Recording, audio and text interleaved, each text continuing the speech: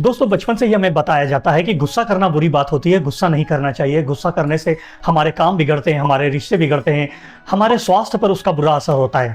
पर किसी ने हमें ये नहीं बताया कि गुस्सा करना भी फायदेमंद होता है। तो आज मैं रामायण की 3 मुख्य बातें बताना चाहता हूँ, जिसमें यह बताया गया है कि गुस्सा करना भी कितना जरूरी होता है, कब गुस्सा करना चाहिए, कैसे गुस्सा करना चाहिए, कितनी लिमिट में गुस्सा करना चाहिए। सबसे पहली बात, जब भगवान राम जी बाली का वध कर देते हैं और सुग्रीव को किष्किंधा का राजा बना देते हैं, तब सुग्रीव कुछ समय के लिए अपना वचन भूल जाता है जो उसने भगवान राम जी को सीता जी को ढूंढने के लिए दिया था।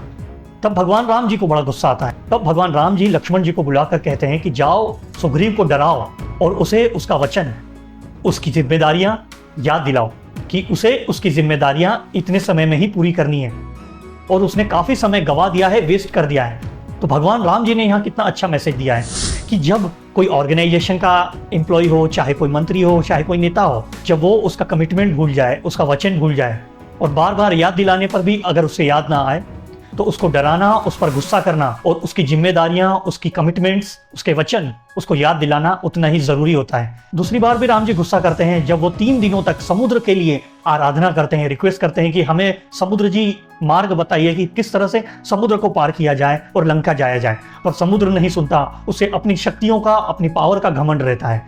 तब राम जी को गुस्सा आता है और वह अपना धनुष उठाकर, अपना तीर प्रत्यंचा पर चढ़ाकर समुद्र का घमंड तोड़ते हैं और उसे बताते हैं कि उसके पास जो पावर है एक जिम्मेदारियों के तहत है, उसे वो जिम्मेदारियां निभाना ही है, तभी उसका पावर यूटिलाइज होगा। तो यहाँ पर भी भगवान राम जी कितना अच्छा मैसेज देते हैं कि अगर किसी व्यक्ति को उसके पावर के तहत, उसकी ताकत के तहत घमंड आ जाता है, तो उस पर गुस्सा करना, उस पर आक्रोशित होना और उसे यह बताना बहुत ज़रूरी है कि ये पावर और ये ताकत उसको कुछ जिम्मेदारियों के तहत मिली है। अगर उसके पास ज़्यादा जिम्मेदारी है, इसीलिए उसे ज़्यादा पावर दिया गया है। तीसरी बार भी भगवान राम जी कितनी सही समय पर, कितना सही तरीके से गुस्सा करते हैं। जब वह रावण को मारने जाते हैं तो उसे आखिरी बार एक वार्निंग देते हैं, अगर अभी भी वह अपने दोषों के लिए माफी मांग लेगा तो वो उसे माफ कर देंगे। यहाँ पर भगवान राम अपनी करुणा दिखाते हैं, पर रावण नहीं मानता।